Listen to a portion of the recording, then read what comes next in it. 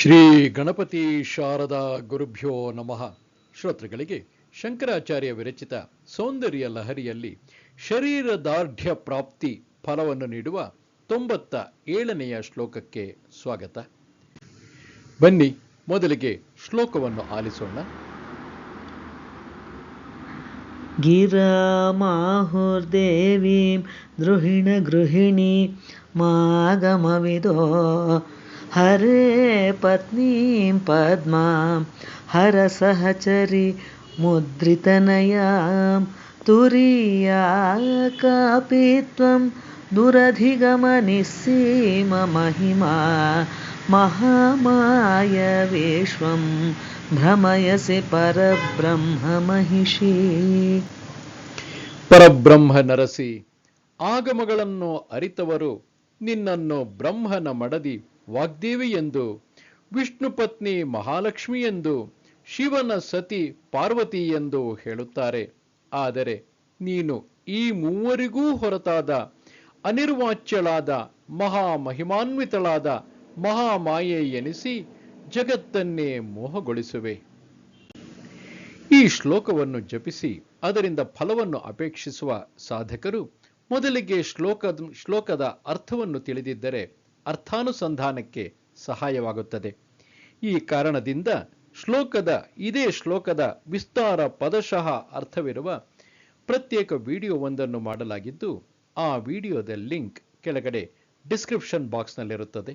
ತಾವು ದಯವಿಟ್ಟು ಅದನ್ನು 10 ಬಾರಿ ಕೇಳಿ ಅರ್ಥವನ್ನು ಚೆನ್ನಾಗಿ ಮನದಟ್ಟು ಮಾಡಿಕೊಂಡು ತದನಂತರ ಅರ್ಥಾನುಸಂಧಾನ ಮಾಡುತ್ತಾ ಭಾವವನ್ನು ತುಂಬಿಕೊಂಡು ಜಪ ಸಾಧನೆ ಮಾಡಿದಲ್ಲಿ ಅಧಿಕ ಫಲ ದೊರೆಯುವ ಸಾಧ್ಯತೆ ಇರುತ್ತದೆ. ಇನ್ನು ಯಂತ್ರವನ್ನು ಗಮನಿಸೋಣ.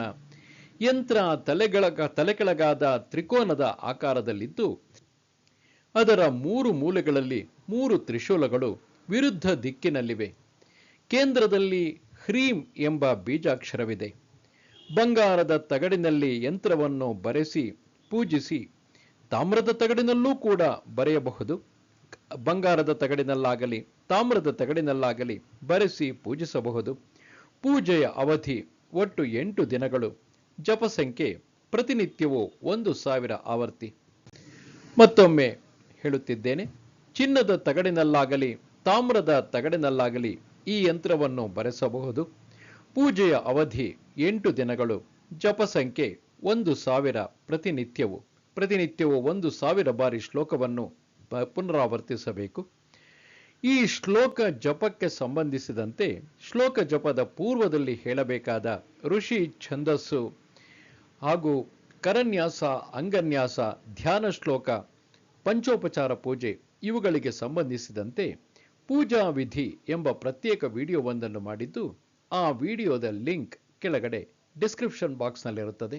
ತಾವು ಅದನ್ನು ಬಳಸಿಕೊಂಡು ಹೆಚ್ಚು ಪರಿಣಾಮಕಾರಿಯಾಗಿ ಜಪ ಸಾಧನೆ ಮಾಡಬಹುದು. ನೈವೇದ್ಯವಾಗಿ ಜೇನುತುಪ್ಪವನ್ನು ಬಳಸಬೇಕು. ಪೂಜೆಯ ನಂತರ ಫಲಾಪೇಕ್ಷಿತರು ಆ ನೈವೇದ್ಯ ಪದಾರ್ಥವನ್ನು ಸೇವಿಸಬೇಕು. ಇನ್ನು ಹಿರಿಯರು ಹಾಗೂ ದೇವಿ ಸಾಧಕರು ಹೇಳುವಂತೆ ಇದಕ್ಕೆ ಫಲ ವಾಕ್ಶುದ್ಧಿ ಮತ್ತು ದೃಢಕಾಯ ಶರೀರ ಸಂಪತ್ತು. ಫಲಾಪೇಕ್ಷಿತರಿಗೆಂದೇ ಕೆಲವೊಂದಷ್ಟು ಸಲಹೆ ಸೂಚನೆಗಳನ್ನು ಒಳಗೊಂಡಿರುವ ಪ್ರತ್ಯೇಕ ವಿಡಿಯೋವೊಂದನ್ನು ಮಾಡಿದ್ದು, ಅದರಲ್ಲಿ ಕೆಲವೊಂದಿಷ್ಟು ನಮಗೆ ತೋರಿದ ಸಲಹೆ ಸೂಚನೆಗಳನ್ನು ನೀಡಲಾಗಿದೆ. 1-2 ಬಾರಿ ನೀವು ಕೇಳಿ ನಿಮ್ಮ ಅಭಿಪ್ರಾಯವನ್ನು ಈ ಕುರಿತಂತೆ, ಅಂದರೆ ಫಲಾಪೇಕ್ಷೆ ಕುರಿತಂತೆ ನೀವು ಮಾಡಬೇಕಾಗಿರುವ ಜಪ ಸಾಧನೆಯನ್ನು ಇನ್ನಷ್ಟು ಪರಿಣಾಮಕಾರಿಯಾಗಿ ಅಭಿಪ್ರಾಯ ರೂಢಿಸಿಕೊಂಡು ಮಾಡಬಹುದು. ಶ್ರದ್ಧೆ, ನಂಬಿಕೆಗಳಿದ್ದಲ್ಲಿ ಖಂಡಿತವಾಗಿಯೂ ಫಲ ದೊರೆಯುತ್ತದೆ.